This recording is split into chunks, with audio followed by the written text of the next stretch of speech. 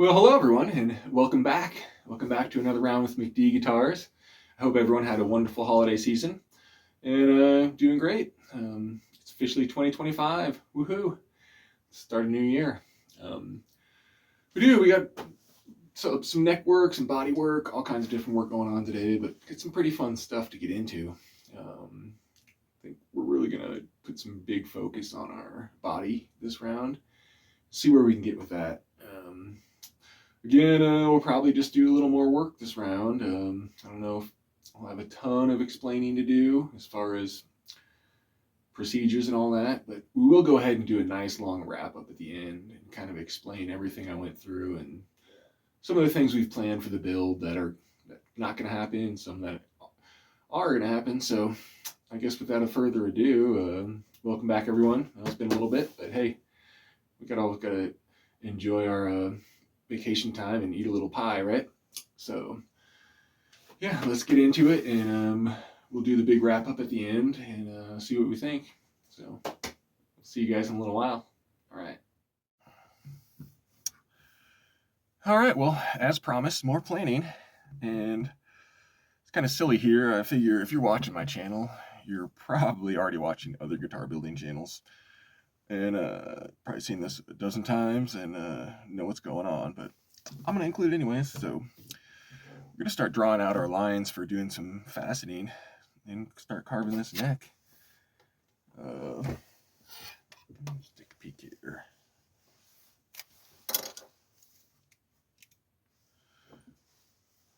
This way. So right now we're way too big.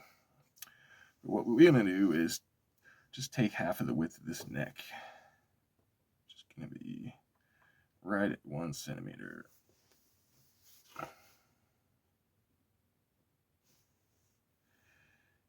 Mark that in a couple places.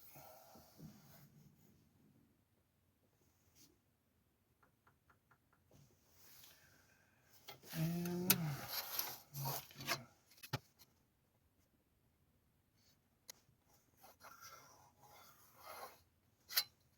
all right, so that's what we're going to start with there. You can flip over and repeat here.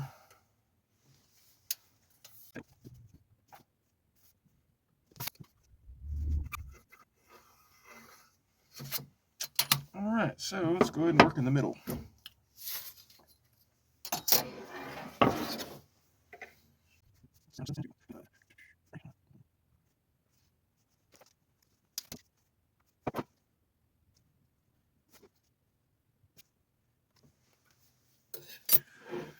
I found that this our nut spacing rule is really nice to fit in this area, right?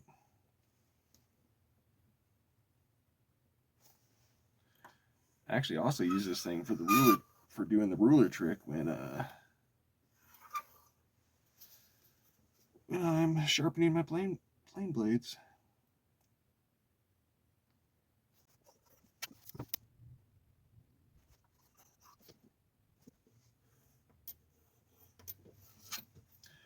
All right, so we've got our first official carve to do there, and like I said, I'm sure you guys have probably seen that before, and once we get these first carves off, we'll just keep splitting them down, splitting distances, and get ourselves a really nice start to a carve.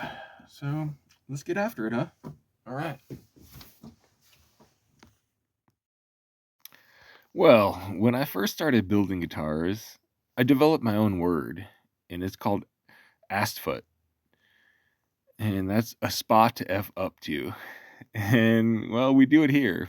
We had really good intentions, and luckily, when we give ourselves a spot to F up to, we get some recorrection. I started carving this neck here, and I realized pretty soon into this process that I really should have took the center line, basically the back of this neck, down another 2+ millimeters before I started this carve. And so we definitely are not hurting anything, but we have made ourselves more work. You can see as I'm starting to correct here, we got some more lines going. We're going to do some more angled facets. But yeah, that was quite the endeavor. And I was like, wow, I just made twice the work for myself. So here we definitely have a full respirator on, and we are going to do some super glue filling. I went for amber super glue on this round, and I kind of delved around some different options, and I just feel like this amber, no matter what we do to the finish, is going to work. And yeah, so here's our strap button block, and this is pretty interesting. I find myself, I've got that really nice, powerful shop vac sucking the dust out of this, and even though I could have done that a lot quicker with some other tools, I really enjoy the time I get to spend without working with a mask. So now we're gonna start getting closer to shape, get that thing adjusted up. And yeah, so right now we were just proud of our center maple piece, and we're going to take that down to where we're just sub below surface and not have to worry about gluing our top on. We do quite a bit of work here to get it mated up to the joint. You can see I'm kind of marking spots, sand out there, and I realized, I should just put a little teeny bit more time in and make the internal of that a little more round, and we come out with a pretty good process here. Measured the strap button, took it down, and regardless of that joint, which is very important, we don't want to lose joint, but the strap button's going to be pulling this piece really tight. And then in the end, after getting final shape, I decided to kick it down a little bit here and just nose off this block. So we will know we're completely free floating in there. We're not going to have any contact with the top or the back. And it's time to glue it in. Yeah, this is pretty satisfying. Things are moving pretty quick right now, and we look through, and this is the last piece we have to do before we feel comfortable gluing our top on. And that's what we're getting ready to do here. Some couple last final looks of our inside before we don't see it anymore. And yeah, I'm pretty happy with that. Good things come in the future, that's for sure. As I started to glue this up, you can see I skip a big gap in the middle of the guitar. And that's because just the way this thing grinded out, that was our one little spot with getting a little flex. And so we glue that spot up last, making sure that glue is still the wettest while we have time to finalize our clamping here. Going to work around, and it's interesting, it was pretty accurate on getting this top ready to glue up to the body. But we probably scooted over like a mil, probably about a mil, to the top side of the guitar, you would say. I guess the part of the guitar that's closest to you when you're playing, our top shifted that direction a tiny bit as I was clamping up. And I was like, oh boy, here we go. When I put that center block in, I was pretty confident that when I routed out our bridge humbucker location, that I was going to be a little off skew with the center block, and I was going to be all right with that. Everything will be solid, nothing will be rattly, and we'd still have great place for our bridge location. Well, when we get further into this and we actually start routing, I was completely blown away that we been paying attention to that center line right there the whole time. But when this finally happened and I routed the rear humbucker slot, it just came up perfectly dead even on that center block. So I guess sometimes giving yourself a little room for error and that top sliding a tiny bit, hey, I guess we kind of winged that one, right? It was pretty nice, after I glued this up, you always have that wonder with a little bit of glue line, oh boy, how's it going to turn out? And we turn out really nice. Um, there's in the couple places on this, there are just the slightest appearance of the seam separation, but I'll let you guys take a look and see what you think. And I'm pretty stoked with it. It was interesting, the camphor burl really, uh, when I took a dry run of clamping it together, it looked great, and it almost seems like it wiggled a little after it got wet from the glue. We're gonna go ahead and start our neck pocket here, right? This is a pretty interesting one, and I'm pretty sure we only got down to about 31 mil, 32 mil. I usually like to go at least 35 mil deep. Give ourselves a good amount of tenon depth. But this one worked out pretty good. I route the neck out, and we're gonna route the humbucker routes pretty quick here. And yeah, it was pretty cool because I routed the maple in the humbucker, especially the front pocket. Obviously there's nothing hanging in our rear humbucker slot, but in our front humbucker slot, I routed the maple on the sides down a little bit extra.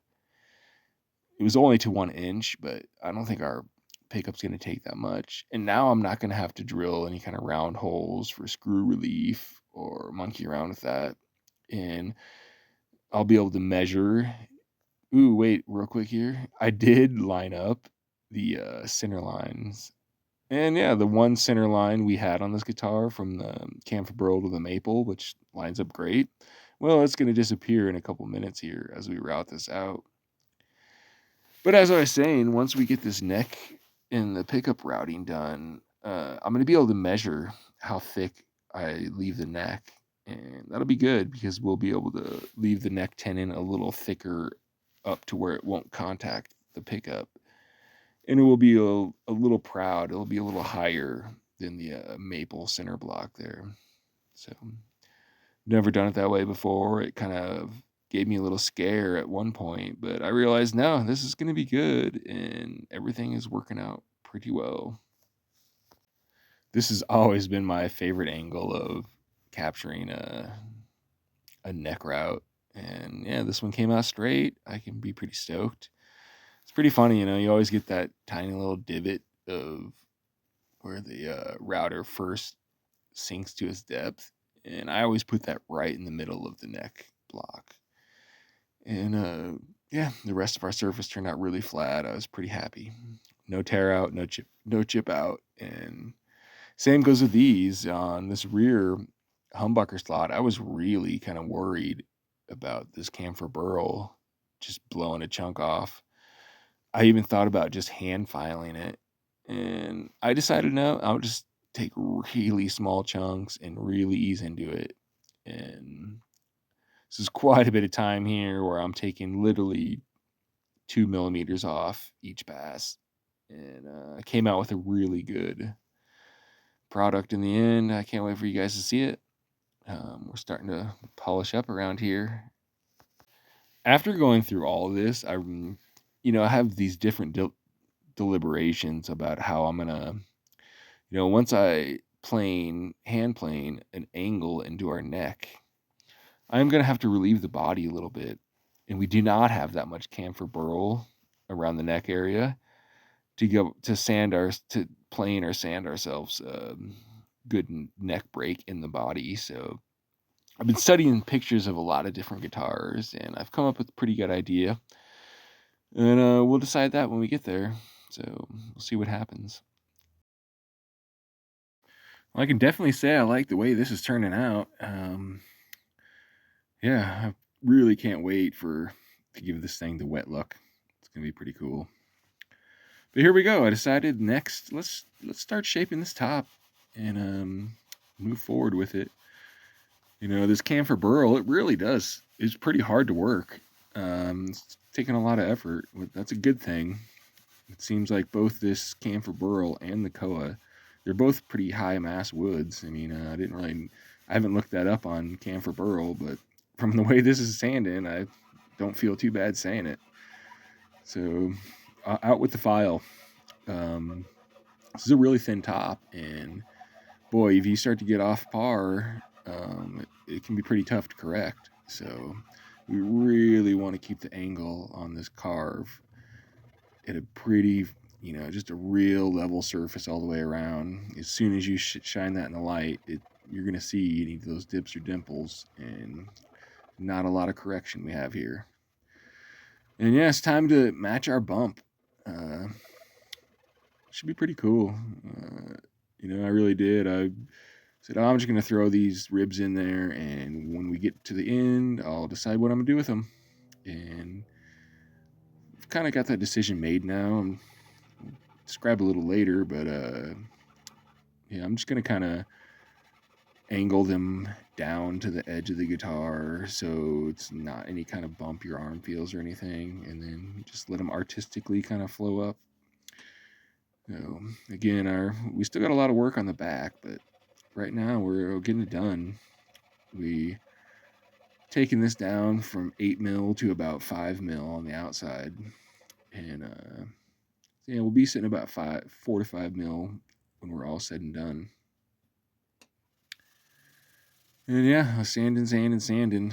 Boy, this I just had to take the punishment and do some, sanding sideways on the grain there, and boy, the scratch marks in this wood take forever to come out, going from grit to grit. Really trying the patience, but it sure has been worth it. For right now, we're just going to start these inward angles, and we're not going to finish these until we have a neck to slide in there, because of the way we want to mate it up with the break angle like we talked about earlier. And yeah, Eric really wants a lot of cutaway, a lot of access, and we're going to do the best we can. We have a balancing act between the thickness of our maple side, the thickness of our camphor burl top, and we're going to get creative with it. I don't pull the trigger quite yet, but I'm pretty sure I'm going to go down into the maple, which will give ourselves a pretty nice, cool little swirl of the rosewood, because we'd be digging through that too on the angle. So we're going to deliberate a lot on that, and we'll make a final decision there. And some of that will have to do with how my hand wraps around the neck when I get up there and it's in there. So I guess we're going to have to get back and do some neck work pretty soon, because we're getting pretty close on this guy. Really didn't get a huge amount of carve on this guy, on the top anyways, but man, it looks so good that just that little bit of roundness edging it off is, I think, going to be plenty. This is going to be a pretty interesting looking guitar. And as of right now, we're sitting at 6 pounds even with body and neck. Our neck still has some pretty big chunks of wood to come off it, and can't wait to see that number keep dropping. Hey guys, we're back. Yeah, that was a lot of work. My elbow's a little tired. But after that last round of sanding, I think we're looking pretty good, huh? I can dig that. I think it's best now. We have some things to talk about, and we want to check out the dimensions of this guy. So let's go into the shaky cam and wrap this baby up. It was a fun episode. The video was kind of funky, but I'll do better next time, you guys. So let's get in and check this thing out. All right, you guys. Well, I tried to go in on the shaky cam, but just could not get this thing to show its beauty. Even the photos I took don't do any justice for sitting here right in front of it. But we're going to just go through a slew of photos and take a peek at it. Before we do, the few things we want to talk about is, when we first started, we said, hey, maybe we can use the strap button reinforcement as a weight, make sure we're good and balanced. Well, I've been weighing things as we go, and I'm pretty confident we're going to be all right without that. So I just went forward. And yeah, the way the neck worked out and everything was like, yeah, we're not going to do that. We also I did a little reading, and we're not going to do a camphor burl control cover. I camphor burl does steam pretty well, but it gets brittle afterwards. So honking screws into that anytime you want to. Not sure how the battery compartment's going to work, but probably have to do some kind of quick release, or at least just one little screw or something. We'll figure that out as we go. But yeah, I've kind of got a different idea. I don't know what kind of wood I'm gonna use yet, but I'm gonna find something cool and figured, and I might just cut the piece of wood out to that shape, and we can sand it up a little bit. It'll be ready to go. We won't have to get into any steam bending or anything like that. And it's funny, episode 3, I said,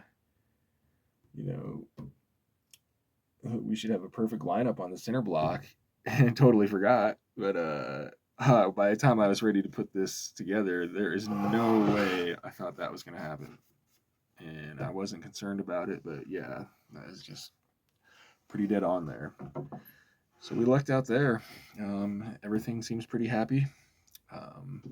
Let's take a little tour around our edge. It's looking pretty good. I like it.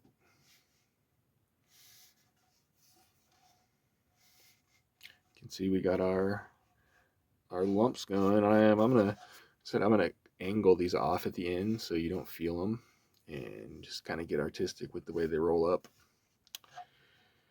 But yeah, digging that. And yeah, we haven't finished our end carves here, and I'm definitely gonna go further than that on our cutaway. But we will get there when we get there. A little scratchy on our back right now from how much work we've been doing, but yeah. I don't know how well you can see that, but man, that thing is looking pretty crazy. I'm digging it. I've kind of had the thought about maybe throwing a little color into it, but we'll see. I guess I have to talk to Eric about that.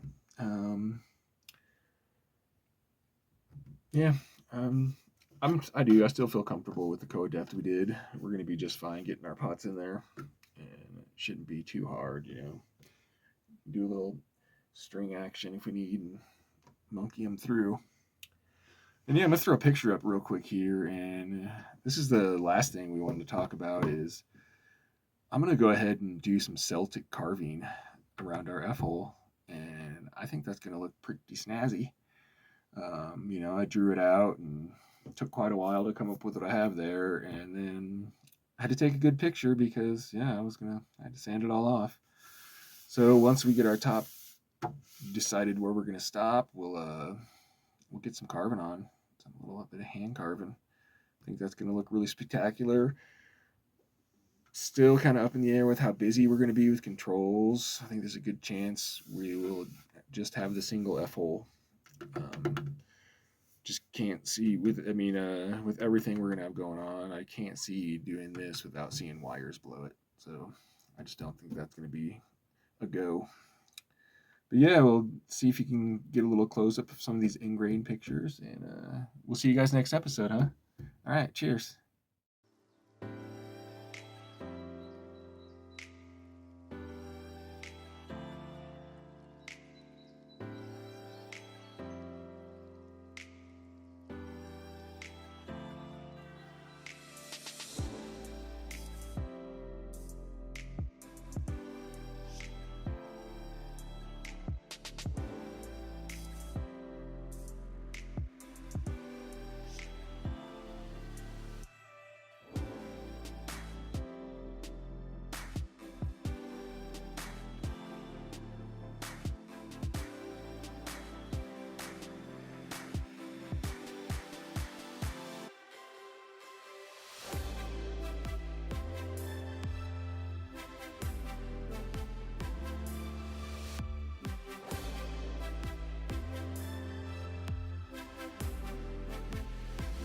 Got the telly together, as you could see in the earlier video, and yeah, we're gonna need a neck shim, some fret work, and a setup.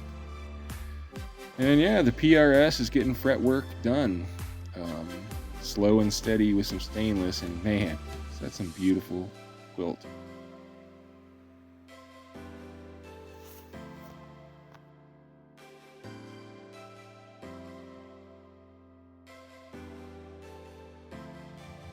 Well, hello everyone, and welcome to the super secret part of the video. As I know, more than 80% of you have already tuned out by now, and that's kind of the purpose here. Um, I'm going to start a new thing at McD Guitars, and all of the guitars I've built on my channel, I have not charged anyone for. I'm building these all for free for people I feel really deserving, and I'm going to continue that effort. And so I'm going to have a whole new thing set up where I start building guitars for free for some of you guys. We got to start out with some hard ground rules here. I can't accept anything financially from anyone in the internet world. I will never contact you. You will never win a prize besides this, which kind of skews it. It's kind of weird because there's the whole huge scam thing going on on YouTube with people saying you want a prize, please contact me on Telegram, blah blah blah, whatever. We're not going to do that. So I'm doing all right in life. I'm doing well as far as I'm considered. I'm not doing great. So I've finally found the way I can do this. I'm going to build a guitar free to people that I choose in my audience. And this is the way it's going to work. I'm going to build a guitar completely functional and play it, make sure we're good. At that point, when I'm ready to ship the guitar to you, the only piece of hardware it's going to have on it is a bridge. I can foot that part of the bill. It'll be all right. But tuners, pickups, electronics, all that other stuff, that's going to be on you. I can't buy pickups and tuners for everyone. I just don't have that much free access. But so what we're going to do is there's not going to be any contact. There's no personal contact between me or you. We'll discuss everything in the comments of the videos on what you want, what you decide. I'll give you some options, and then you can comment what you like. When it comes to time that this guitar is ready, I'm going to send it in care of you to the music shop in your town. You know, if there's a music shop you go to or a music shop you know, I'm going to send that guitar to the music shop in your town. I'm not going to give you my information. I'm not going to get your information. There's no sharing of private information in this endeavor. So I just kind of realized, hey, I could just build this guitar and send it to your local music shop and you can pick it up. No one loses anything. On that aspect, yeah, you will need to get all the electronics and stuff to put in there and get it taken care of. Some people might think, oh, well, you could build a nice guitar and someone could put it together real horribly. Well, I'm going to take that risk because I want to build guitars for people that I feel deserve them. At some point in my life, I may sell a guitar. I'm not really sure. But I would much rather build a guitar for someone that I know is going to really appreciate it than someone who just wants to pay me a bunch of money. And so that's what we're going to do. I'm sure there'll be some more fine details wiggled out through it. But the whole gist of the line is there's no private personal sharing in this. I'm not going to give you my information. I'm not going to take your information. I really only do build with wraparound bridges. And that's where it could get sticky, if someone wants a hip shot or this or that, I may be able to, I may not be able to set it up that way. So I've already thrown the offer out to one person I really enjoy to build him a free guitar. And if this new setup seems like it may work for you, you can hit me back and I'll let you know. But for the first round of 2025 McD Giveaway Guitars, I would like to welcome Edward Emerson, a very loyal channel member who would actually enjoy getting the guitar from me. So Edward, congratulations, you're the first contestant on Get a Free McD Guitar. As you know, it'll have a nut, frets, everything will be working, playing well, but you'll be responsible for that. So I'll go ahead and start giving some options in the next video we do on we'll take a peek. This is my wood library here. And I've definitely got enough wood to build 20 guitars. So we can dig through and pick out some stuff you like. And I've got wood on hand and everything's great. Building these guitars, yeah. Whew. Pickups and tuners and all that stuff's expensive. It really kicks you in the gut when you start building more than one guitar a year. But I hope you're happy, Ed. It just brings me great joy that I could build a guitar to your style. If there's any ideas you have, go ahead and throw them down in the comments, and we'll get this ball rolling. I'm not sure, I'm only building so many guitars a year, so may do 1 or 2 this year, and we'll get it on. So congratulations again to Edward Emerson. I hope you're super stoked, and I can't wait to do this for you. So we'll see you guys next time, all right? Cheers.